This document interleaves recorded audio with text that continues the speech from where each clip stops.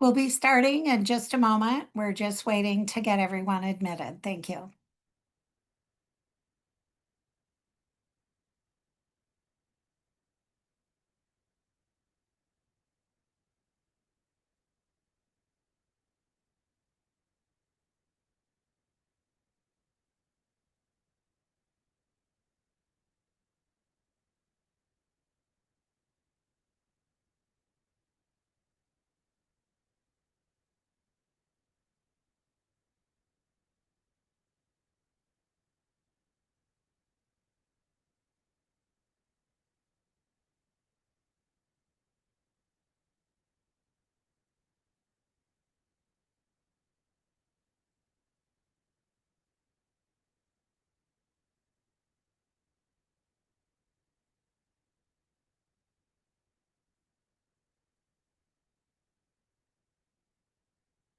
Let's get started. Good evening and welcome to the September National University Speaker Series.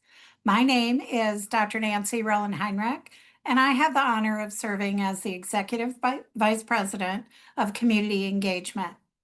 I am proud to be the founder and host of our National University Speaker Series, which was launched in 2020. We're very excited today because this will be our 60th episode. So, over the last 5 years, we have featured an amazing group of speakers on a wide array of topics. Tonight, we welcome all of our attendees, including alumni, students, faculty, and staff. We're also very pleased to have so many community members joining us from throughout the country. The NU Speaker Series is always open to any and all interested participants. For tonight's session, we are very excited to have two prominent higher education experts, and we look forward to a rich discussion and learning experience. Our featured speaker is Dr. Mark Brackett, who will be interviewed by National University's president, Dr. Mark Milliron, and the two will further explore the essence of this very intriguing topic as we explore emotion regulation, the new definition of success. So let's meet our distinguished speaker. Our featured presenter is Dr. Mark Brackett, the founding director of the Yale Center for Emotional Intelligence. He also serves as a professor in the Child Study Center at Yale. Mark is an award-winning researcher with over 175 published articles. His expertise in emotional intelligence has been shared in more than 700 keynote addresses around the world. This includes the White House, the U.S. Departments of Education and Defense, the Surgeon General's Office, the New York Times, the Aspen Institute, and the Royal Foundation of the Prince and Princess of Wales. He has also presented to dozens of Fortune 500 companies. Dr. Brackett is the author of the best-selling book, Permission to Feel, which has been translated into 25 languages. And we are most pleased to share that earlier this month, he released his latest book entitled Dealing with Feeling: Use Your Emotions to Create the Life You Want.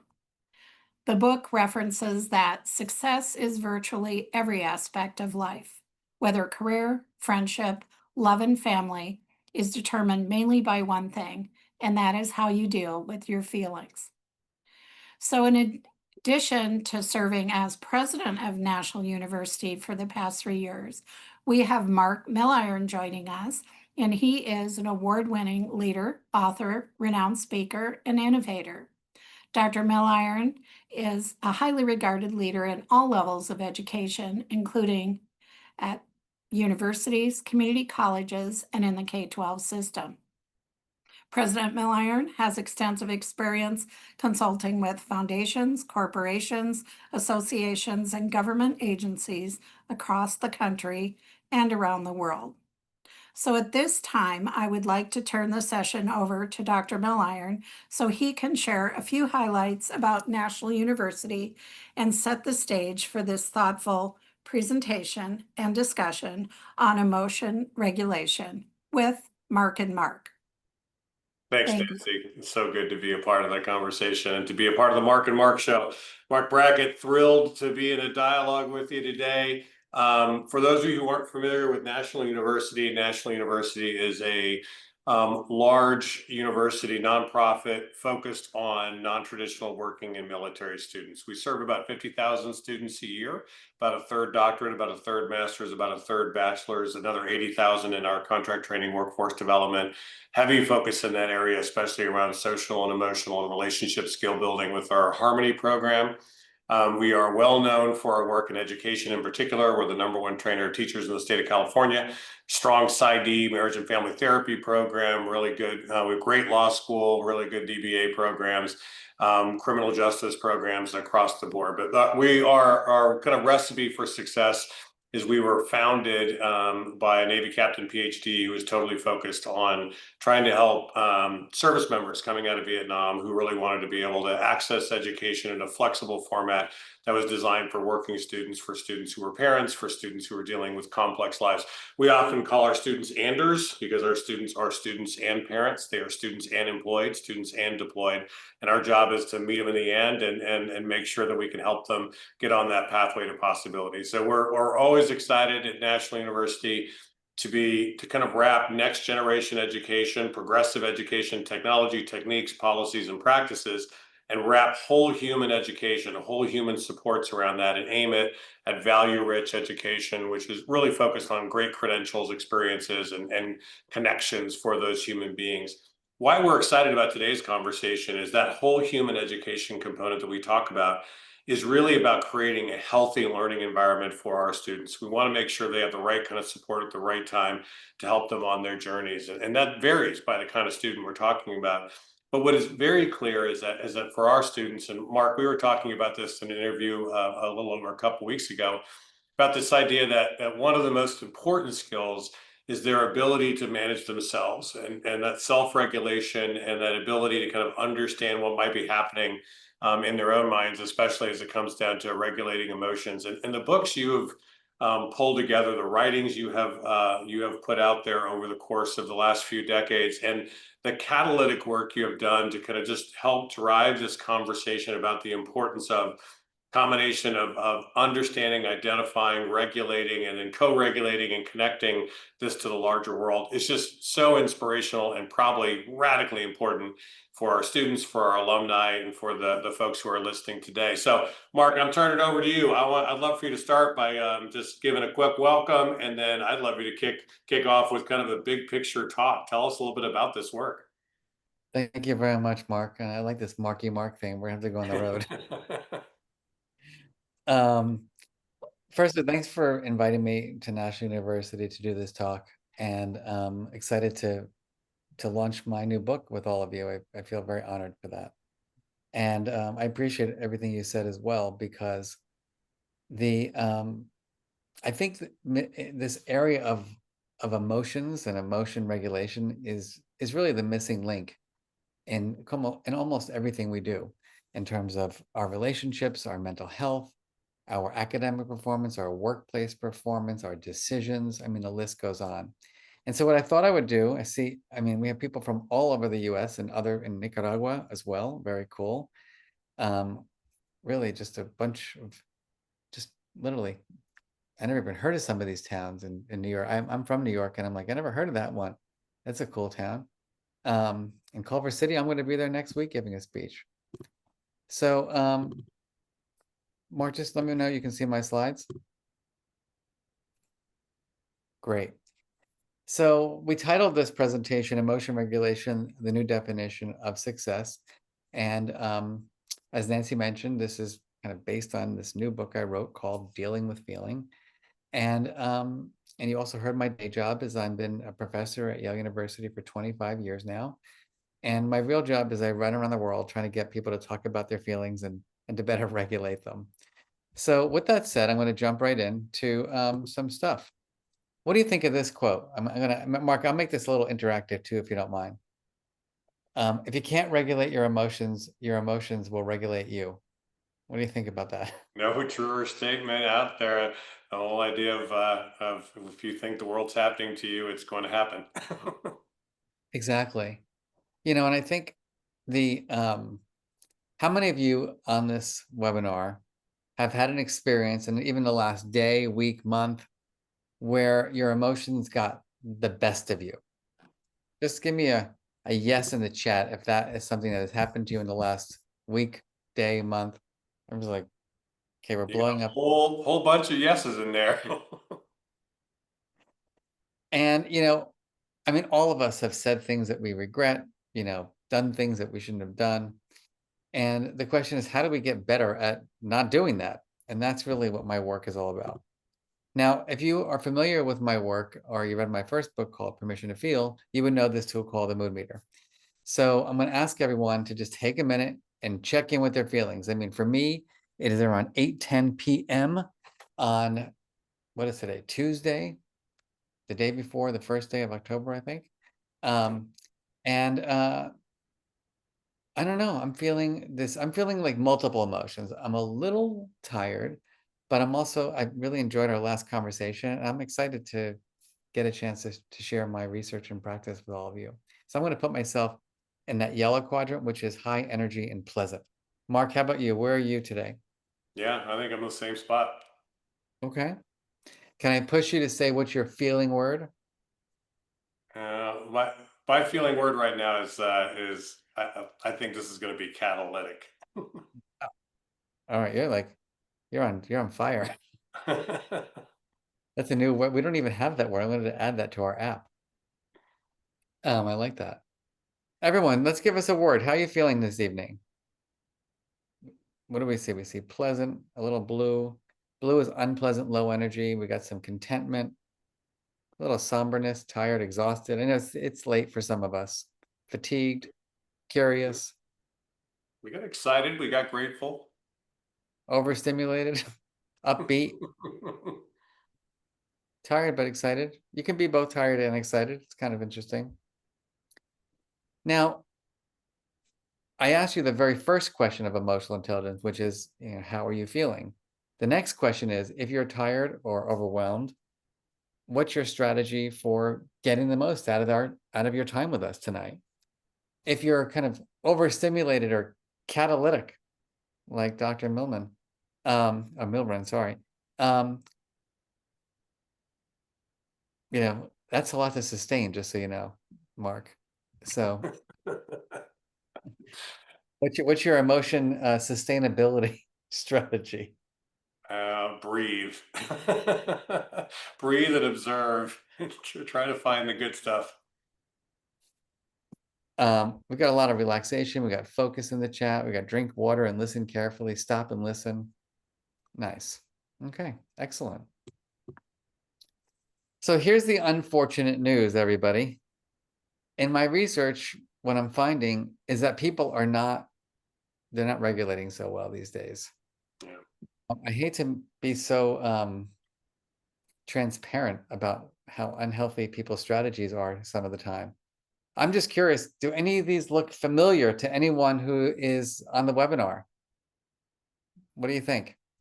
Anybody using any of these strategies once in a while? Totally, yes. I don't know about you. My go-to kind of unhelpful strategy is, I mean, I'm going to say it out loud. It is kind of avoidance. You know, I don't like conflict. So when I'm feeling upset with somebody, I kind of just avoid it. I'm going to put you on the spot, Mark.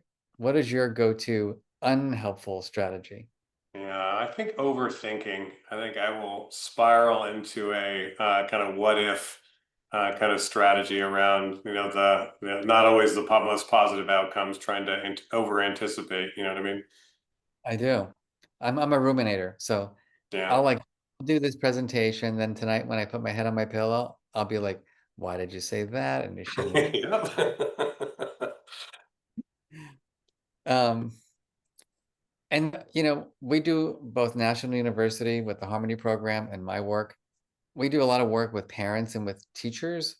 And this is what we're hearing from teachers and parents, that a lot of kids are also just not doing so great with their emotions these days. A lot of impulse control and excessive crying and blaming. In the middle school and high school, gossiping, and even, unfortunately, some drugs and alcohol. So I think that, you know, this is the time to really take emotion regulation seriously.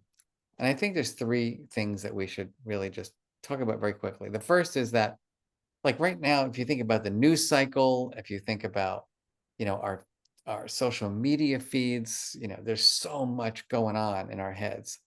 And we don't really take the space to pause and to, or just not watch that for the day, or just check the news once a day. We check it all day long.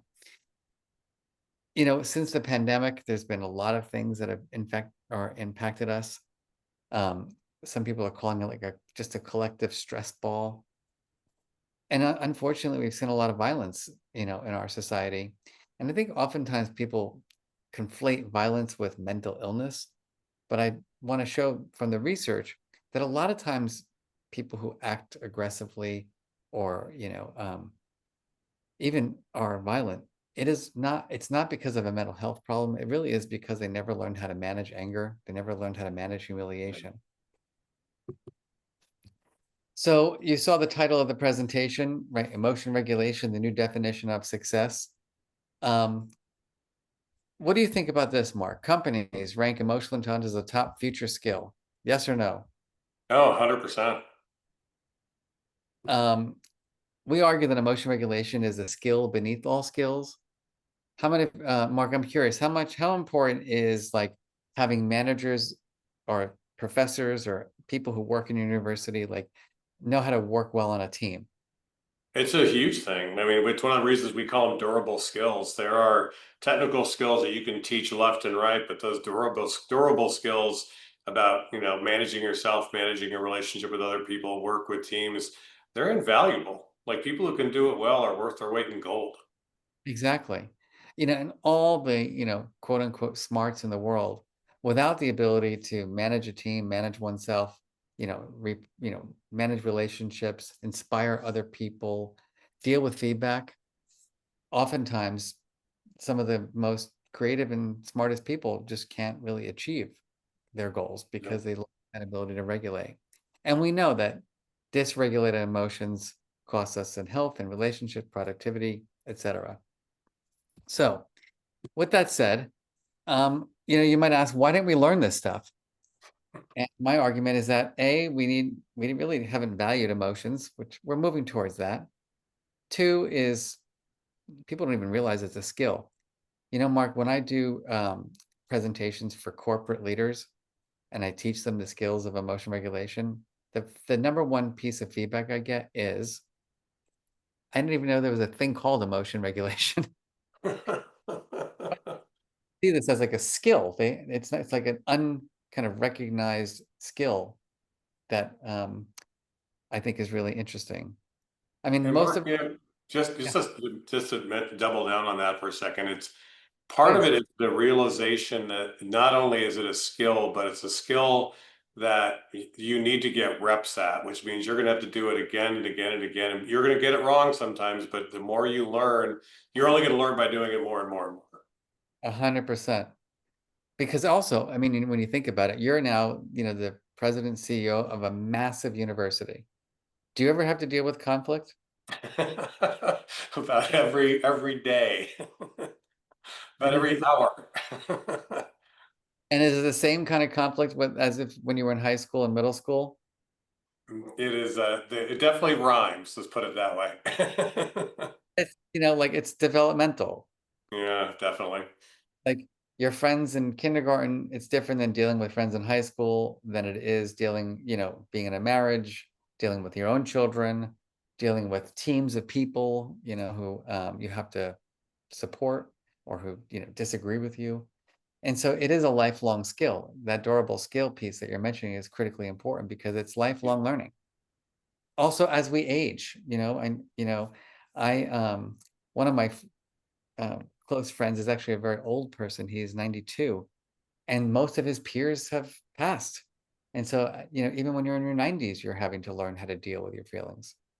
Well, it's another thing also for leaders, for folks who are out there is you are on stage all the time. People are watching, they're literally reading into every one of your emails, they're watching all of your nonverbals. And the part of the, part of the kind of pressure and responsibility of these jobs, but it's a privilege of pressure is the realization that your ability to manage your emotions are on display in a way where you're hoping you're modeling, right, the behavior for your Lauder team. You just have to understand you are teaching as you're reaching, right?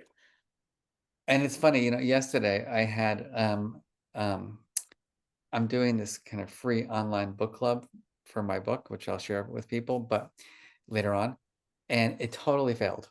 Like the whole technology thing bombed. It was my first day doing it, and my producer, I thought I mean, honestly, he was like trembling. He's like, "I'm fired." Over. My assistant texted me. She's like, "Are you going to survive this?" All the people who were supposed to attend it were sending me emails like, "Where are you? We were supposed to be on at 7 p.m." And I just took a deep breath and I'm like, stuff happens. Like, what am I gonna do? And the producer was like, "You're not really angry." I'm like, "I'm not angry.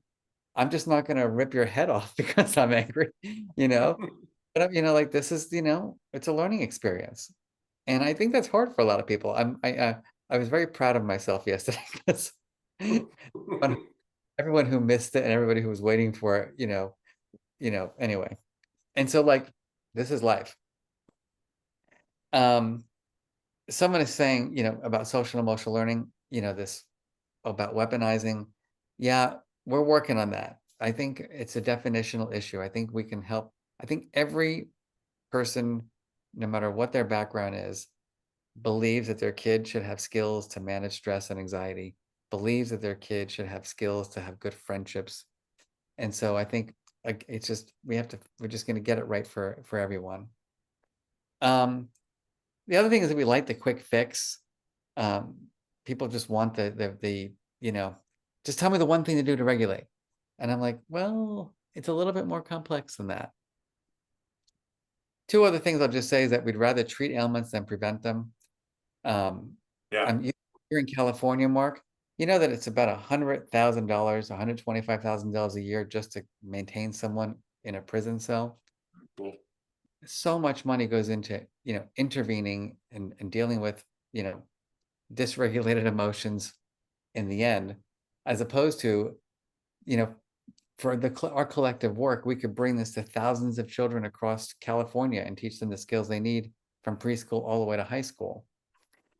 And we're working on getting institutional and government support. It's great that I'm always proud of universities like yours that take this work seriously because it's not every university that does. All right, so here is an embarrassing photo that I actually posted on social media. This is because, this photo is actually what made me start writing my new book. Because 6 months into the pandemic, none of us could get a haircut because you couldn't go outside. Remember, there was every store was closed down. My hair was out of control. I have very, people, some people are envious that I have hair that just doesn't give up.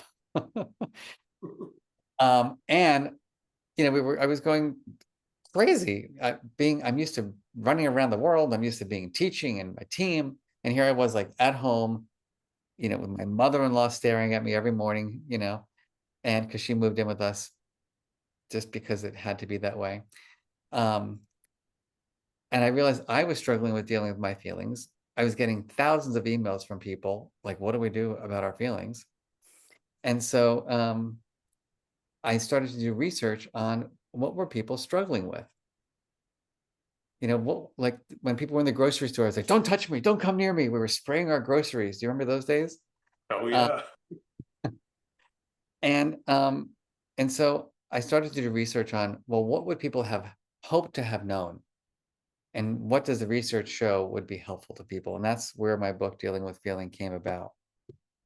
And so the big question is, what is emotion regulation? So everybody, when you think about the term emotion regulation, just in the chat, what do you think it is?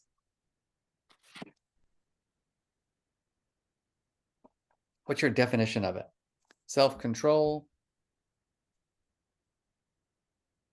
holding your emotions, awareness, control, not to be controlled, managing, making wise decisions. Nice stuff there. Not being impulsive, getting back to baseline. Okay.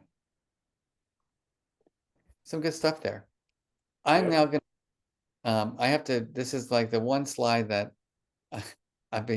funniest thing about this slide I'll show you, is that I think the first step is that we have to remember those, the avoidance, the rumination, the, overeating and, whatever else. When we're doing those things, we're probably not saying to ourselves, I'm not doing well with my emotions right now, so I'm going to do this strategy. It's kind of an automatic habit. And my hope is that we can make things, more deliberate. We can be more, like you said, in control, effortful. Now, this is the slide that makes me feel smart. Funny thing, Mark. So my niece is starting graduate school, and she was reading my book, and she saw this formula, and she texted me. She's like, "Is that the formula that got you tenure?" I thought that was really funny. So anyone want to guess what this formula means? Because of time, I'm going to give you the cheat sheet.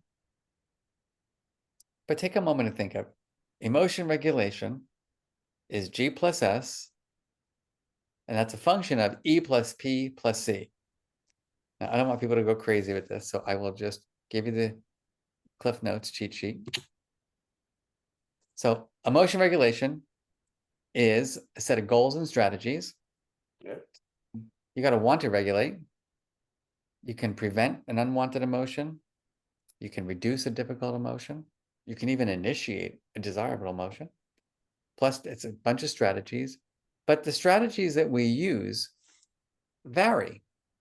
Because I don't know about you, Mark, but like what I do when I'm feeling overwhelmed is not the same than, from when I'm disappointed. Does that resonate with you? Like that Oh, we 100%. Yeah. use different strategies based on the feeling we're having. We've talked about this, I think, but I'm a self-proclaimed introvert.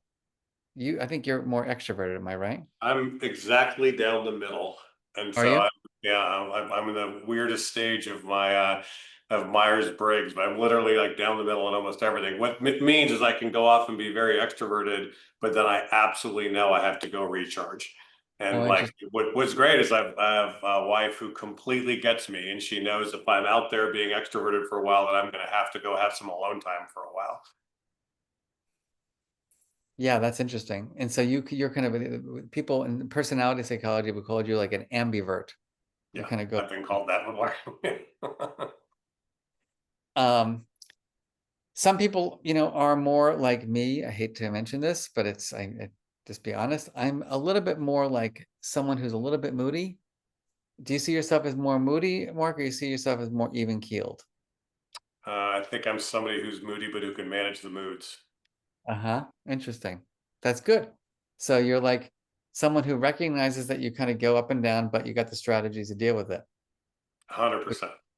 which is why you're in your position, by the way. And then the final one is C for context, meaning that like right now, let's say Mark was like, I was getting really intimidated and getting nervous. I can't be like, Mark, you know something? You're making me really nervous right now. I'm going to go do yoga. He'd be like, wait a minute, Mark, we got the webinar. I can't go do yoga now. I can't listen to music. I can't call my best friend and say, listen, I'm freaking out. Later on, I can. And the reason why I show this formula is really just to help people see that it's a process that we have to want to regulate. We need strategies to regulate, and that the strategies that we use vary based on the feeling we're having, our personalities, and our culture, and the context we're in. So a simpler definition is the thoughts and actions we use to prevent, initiate, maintain, enhance emotions. And we do this because we want a better life, essentially. 100%. So the last thing I'm going to say is that there's the self-regulation piece and there is the co-regulation piece, meaning I manage my own emotions and I can also help other people to manage theirs. And in the book, which we won't go into all this, but through the Q&A, I want to get into the details of all the different strategies.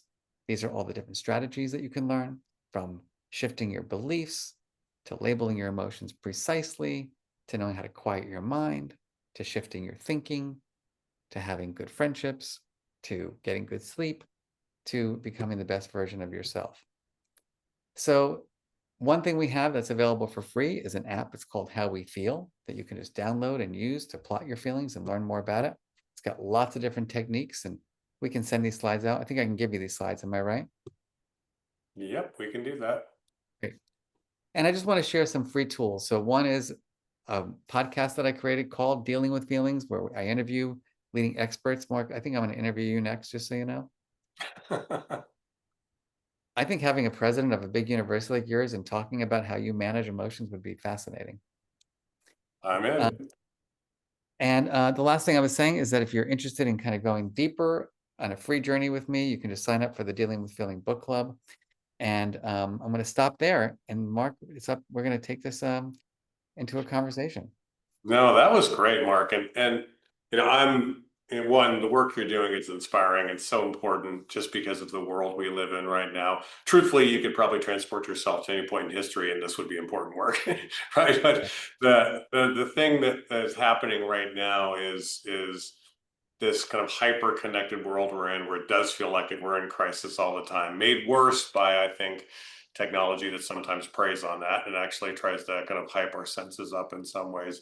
And also, I think a lot of, in our world in particular, a lot of really caring people who are kind of falling into emotional contagion, where they're feeling with people in this process and trying to manage it. The elements of your book are super important, and in particular, I think that understanding that being able to identify and learn to regulate your emotions is a skill. And I'd love for you to talk about just how do you start? Like, how do you start? Like, are there a few simple things somebody can do? Is there, is getting a buddy a big important part of this process so you can have somebody to work with on this? Because I think people want to know, okay, what is step one? Yeah, I think step one is cultivating a mindset that I can do this, that this is something that can be learned. So many people just think that, oh, I have emotions and they just like come. And if I cry or if I yell or if I scream, that's just what you do with your feelings. Yeah. Emotion regulation is 100% learned. 100% learned. Mark, you were not born with an area of your brain that said, take a deep breath, or Right. positively, or call this person to get advice to help you deal with that really difficult colleague, or XYZ. It's learned and it's practiced, over time. No, and I love that. I think in our last interview, we talked about this. An important part of my development in probably my late teens, early 20s, is I really got into martial arts. And it really was kind of the spiritual and mental side of martial arts that was incredibly important for me. And mine was, Chinese Kempo and Chuan Fa. And it was really kind of more again, the spiritual, meditative mindfulness side that really kind of helped me at a time in my life where it was really important, but it stuck with me as a resource. And I talked about this idea that the realization that, hey, a fight's not a fight. A fight is actually, a conflict is you're managing an emotional moment. And if you can understand and I actually call it energy moment. If you understand how to manage the energy of the moment, you just go to a different place in the conversation. And I think you talked about Hapkido being that kind of thing for you. Talk about that a bit, because there is something about that physical manifestation of kind of realizing that you can get better at this. You might be terrible in the beginning, but once you calm your mind and get into that moment, you'll enter it from a different place. It's interesting. I was going to say punch. A little parry. But it Exactly. is that, one of the things, I actually, I didn't invent this strategy, but, I called it the parry technique. And it's something that really does work well. So if you have someone coming at you with a lot of negative energy, It's just what I boom, very. that was a triple parry. That was the fun one. But it's just I just imagine it. I'm like, okay, this like you take that energy and you go bye-bye. I don't need to absorb that energy. Yeah. And it literally is like a visual technique where I just observe the energy. I'm like, I don't even have to put up my hand. I just do that mentally. And I'm like, that's a form of cognitive regulation. No, I love it. And part of this work is, again, the realization that your ability to kind of understand the importance of taking that beat, understanding you're building a skill set that is going to have a ripple effect, because it's probably going to impact your child, it's going to impact your coworkers, it's going to impact people in your community, because the more they see you do that, they're going to kind of wonder, where does that come from, and you can start a dialogue, right? Well, that's like the example I gave last night when my whole thing fell apart. And, inside I was like burning. I was also embarrassed because I had, about 1,000 people waiting for me online. And, but then I just said, Mark, this is out of your control. Yeah. Like, you tried your best. It wasn't like you weren't there for an hour trying to get on this stupid technology. Something just happened. And it was just spinning and spinning and spinning. And I just was like, I'm going to spin myself into the hospital. But decided, Mark, you sent a nice note to everybody. You apologize, use a little bit of humor. And guess what? I didn't get one nasty email. All I got was, Dr. Brackett, stuff happens, we're eager to learn from you. We'll see you next week. Don't be so hard on yourself, Yeah. And so you can be the role model. You can create the energy and create the environment for healthy regulation. Talk about, I'd love for you to unpack a little bit the ruler strategy, because I think the ruler strategy is one of those, like, to do kind of those things, you kind of go-to moves people can think about. Yeah. So ruler is the acronym for the 5 skills of emotional intelligence. And essentially what I was doing with people with our mood meter tool earlier was going through the skills. So the first is kind of, where am I in general? Like, where am I? Am I energized? Am I depleted? Am I feeling pleasant? Am I feeling unpleasant? That's R. I'm looking at your facial expression, like, are you interested? Are you bored? Are you, with me, or are you, like zoning out?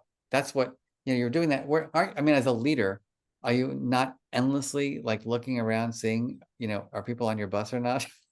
That's right. You're recognizing nonstop. And then the problem is that we make mistakes sometimes because, people fake it, right? Like, I'm smiling now, like, mm-hmm. And then they're really thinking to themselves, I don't want to be here, but they're still smiling. So it's tricky, but we do the best we can. The U is understanding. So when we understand emotions, it means that we understand, for example, let me ask the audience, what is the psychological difference between anger and disappointment? In the chat, what do you think is the actual difference between anger and disappointment?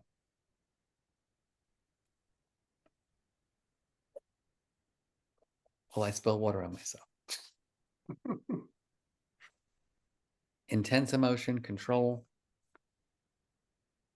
your expectation, not sure. Anger is stronger, your hopes. Anger is energizing, disappointment is depleting, primary, secondary.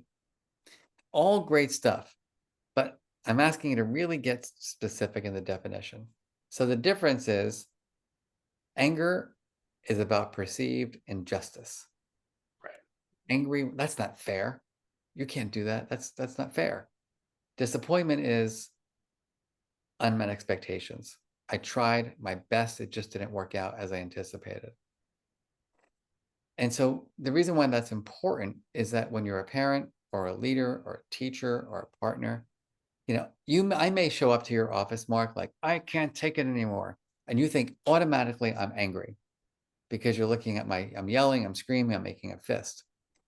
But we have gender roles in our society. And I have been taught from a young age that I shouldn't go to, come in and say, like, I'm feeling disappointed. That's like weak.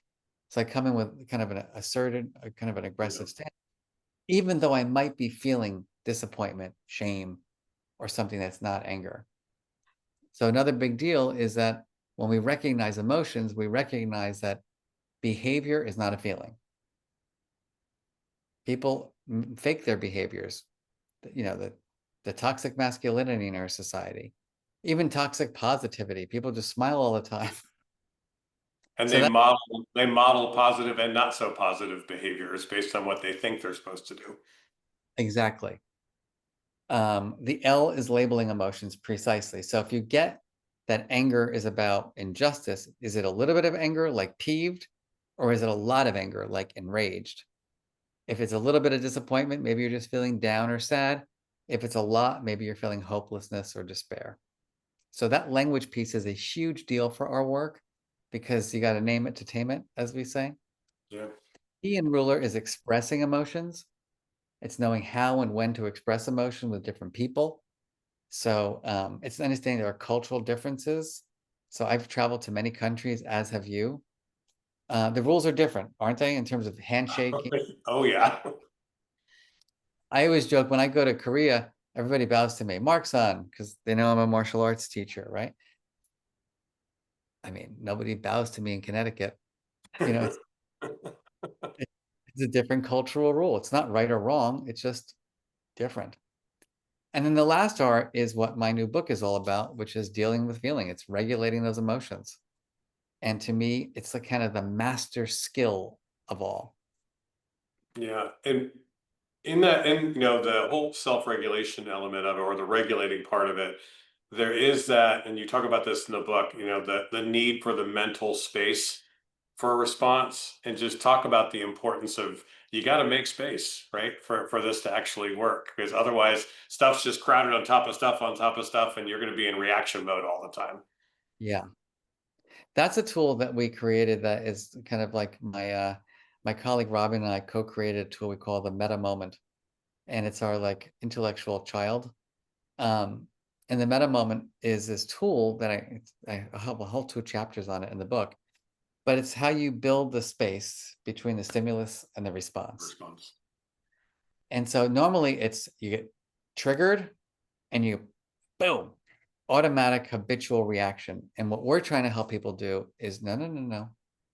Like if you even have to pinch yourself. I mean, I do that sometimes when I'm like, I want to say something. It's like, ugh. No, I pinch myself. I close my, I take a breath. I take a step back. Sometimes I'll even leave the room to build the space because unless you decrease your emotional temperature, you're not going to respond. You're going to react. Right. Right. Yeah. And that's the big challenge, is that in the reaction, you're feeling like somebody's making you react as opposed to choosing your response and where you're going. Talk about how co-regulation plays into this. The idea of, that, because this isn't obviously just internal, you're obviously going to be connecting with other human beings as you're doing this larger work. Talk about the importance of understanding your own role in co-regulation. Yeah, I mean, when you really think about it, even right now, you and I are co-regulating the emotions of our participants on the webinar. Yeah. I mean, think about if I were to do this webinar like this. Oh boy, I can't believe I got to do this again. I'm so excited to talk about my new book. You know, it's really my best work. You would be out of your mind, right? Right. What, like, is this what is happening here right now?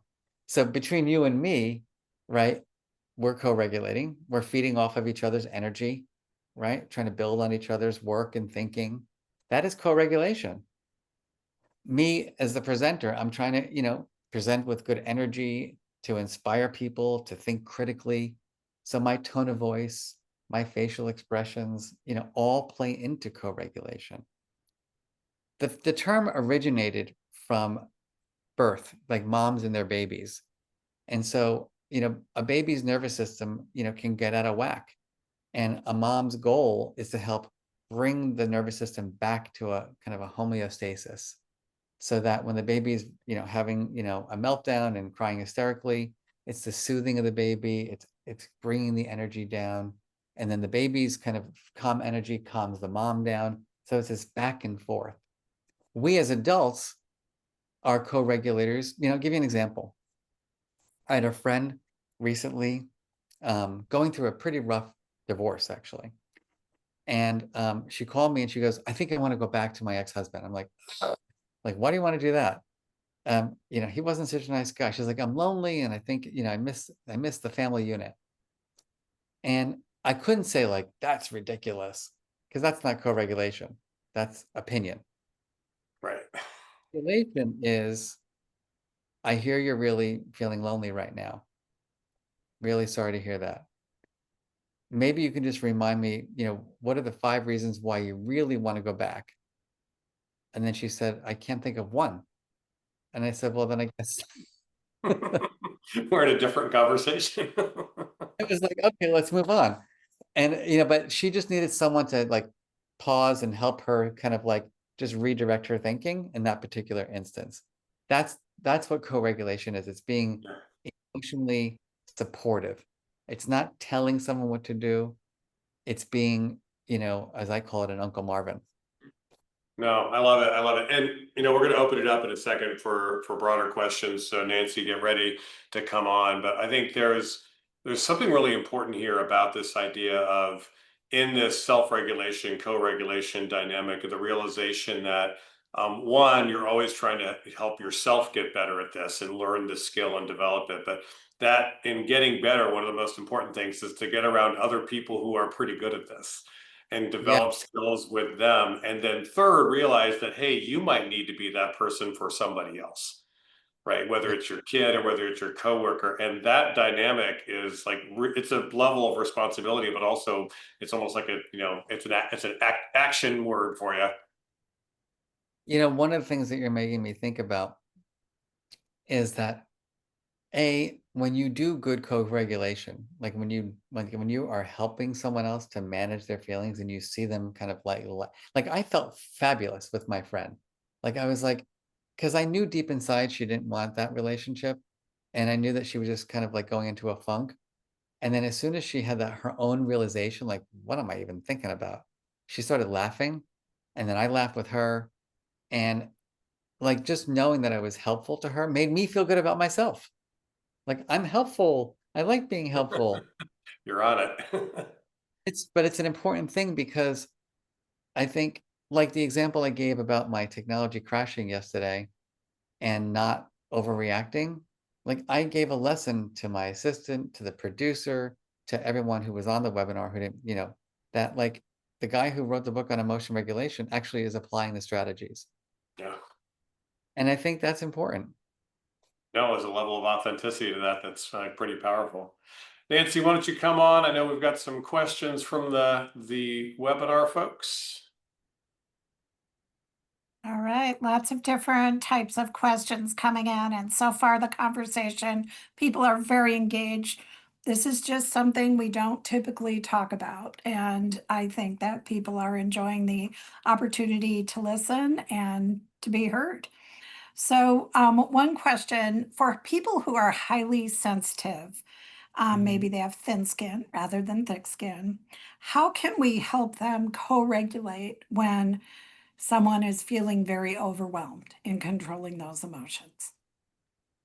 Yeah, so I happen to be one of those people, by the way.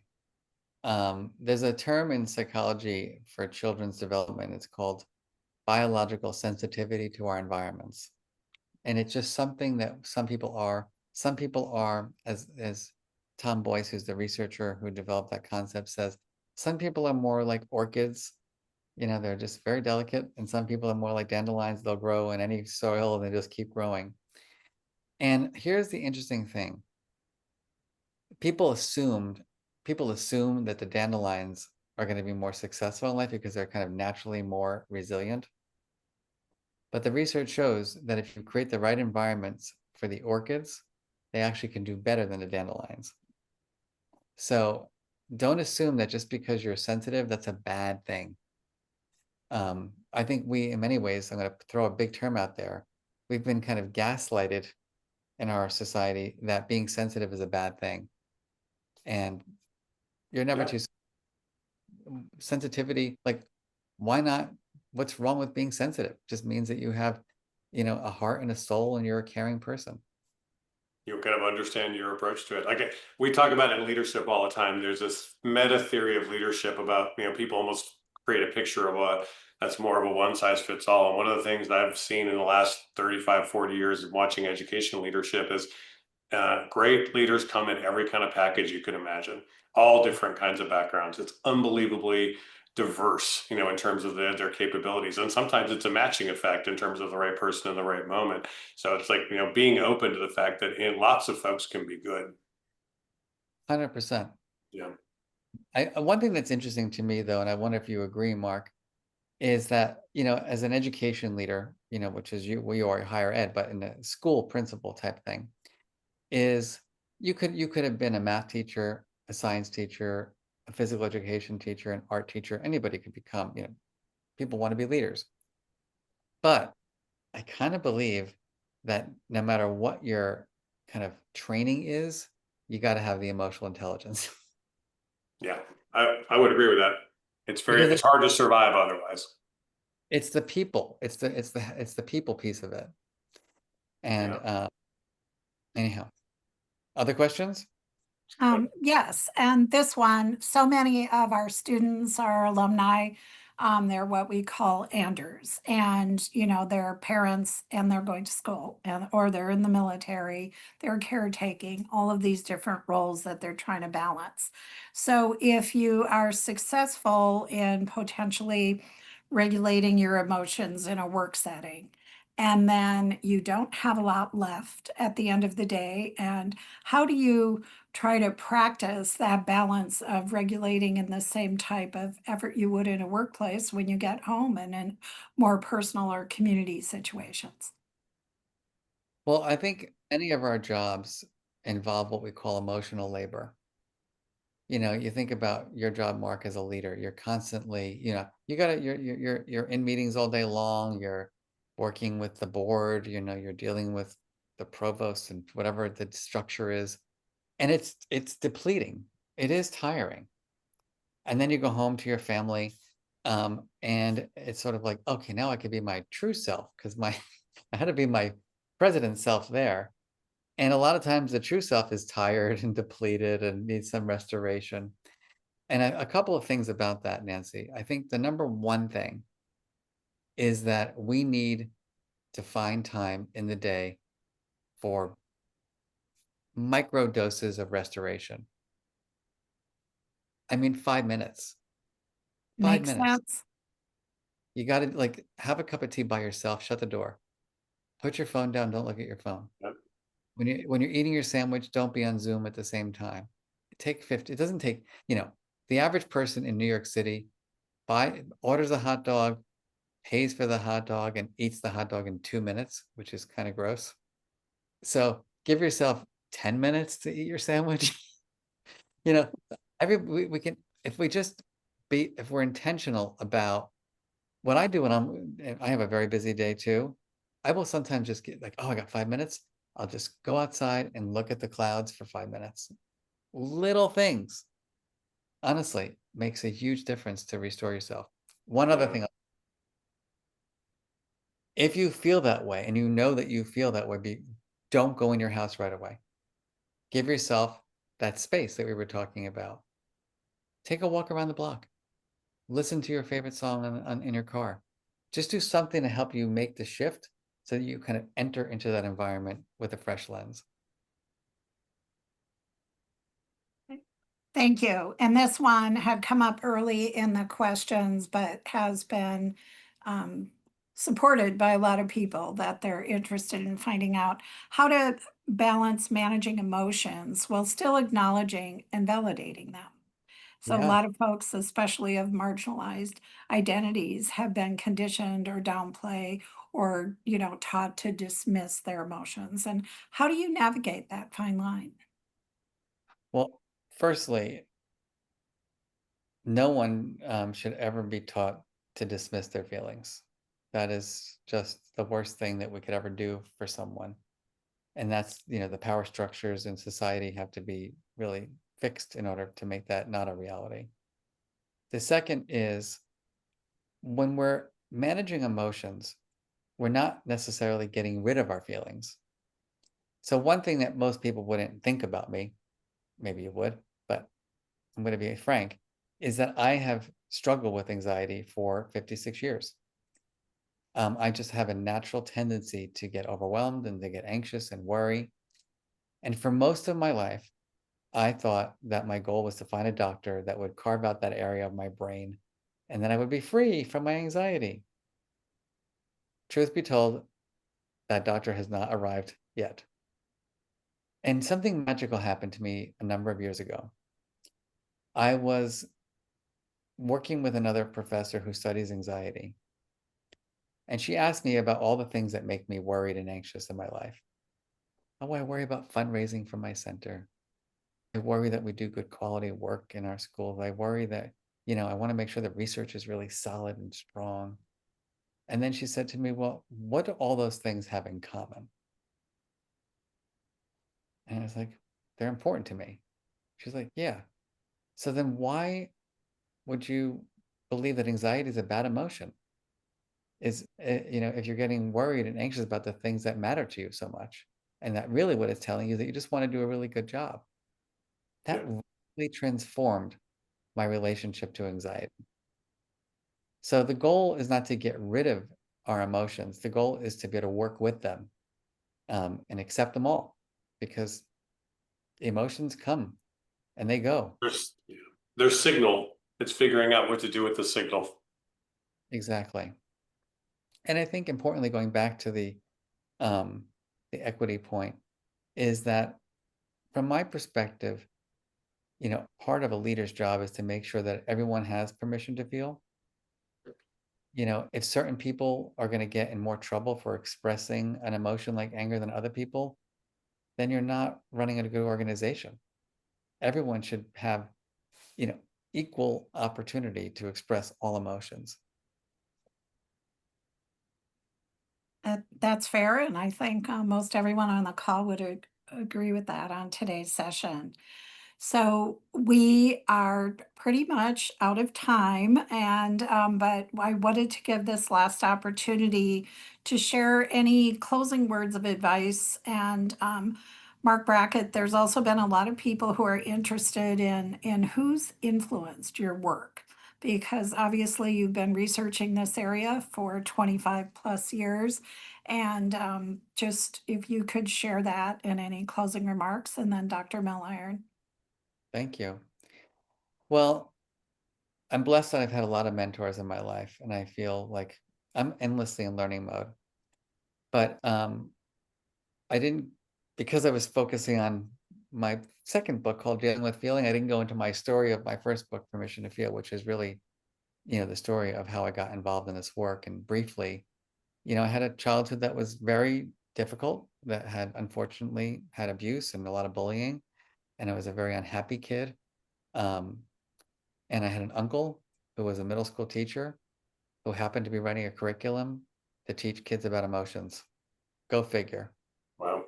Some wave of a magic wand, this uncle stayed with us one summer because he was going to graduate school near my hometown. And he was the first adult to just say, hey, Mark, how are you feeling? Let's talk about this. Let me help you get through it. And when I went to college and I figured out what am I going to do with my life, I decided to pull my uncle out of retirement. And then we wrote a curriculum together. And that was the beginning of my career. Thank you for sharing that. Oh, love it. I love it. Hey, Nancy, final word for me is, Mark asked me early, like my feeling walking in, my feeling word, and I said catalytic. And I'll say my word feeling coming out of the webinar is really serendipity. I think there are times when you kind of run into the right information, the right person, the right stories at the right moment that actually just kind of help kind of hit you in the heart in the best way. And Mark, you've done that for a lot of people today. You've done it for me. Love being in your world. Love learning more about your work. And I hope you'll rejoin National University again sometime and be a part of our larger conversations. We so appreciate it. You've done, this. You've done special work. It's going to be really important to a lot of people, and we love amplifying it and making it more of a part of our own alumni mindsets. We're going on that roadshow, Mark. It's Marky Mark. It's done. Okay. Well said. And there are a lot of questions we weren't able to get to. Happy to share those with you at a later time, Mark, because they might, be thought provoking for you and other types of situations that people were curious about. But so appreciate the quality of this conversation. It's not a subject that we usually talk about or think about, but there's a lot that contributes to how we react to things and how we've learned to cope and work with our emotions. But just like to give a warm thank you to both of you. And in closing, I do want to share, get your copy of the Dealing with Feeling book. Congratulations on your new book. I know it's just been a couple of weeks, but I believe this will be a very popular bestseller. And I know your first book was translated in, or your last book in 25 different languages, and I could see that happening again. So appreciate that. And then for our audience, just want to share some upcoming events. Next week, we have a Community Connection Health Fair at our Los Angeles campus. We have Ombuds Day on October 9th. We have a session on the 14th on blind descent, overcoming adversity with courage and clarity. That should be very interesting. The same week on October 16th, an alumni association meeting. And one of the things that our graduates look forward to would be our navigator networking on October 27th. We'll be announcing our next speaker series soon. This session has been recorded. Once again, we thank you for taking the time out of your very busy schedules to learn about this topic and be genuine in wanting to learn more about something that's so important to all of us in our professional and personal lives. So thank you, Mark and Mark. Greatly appreciated. A shout out to Heather and Lindsay from our alumni team, because we know that these last 60 episodes of our National University Speaker Series have really made a difference and have been warmly received. So we warmly thank our audience as well. Good night. Bye, everybody. Thank you.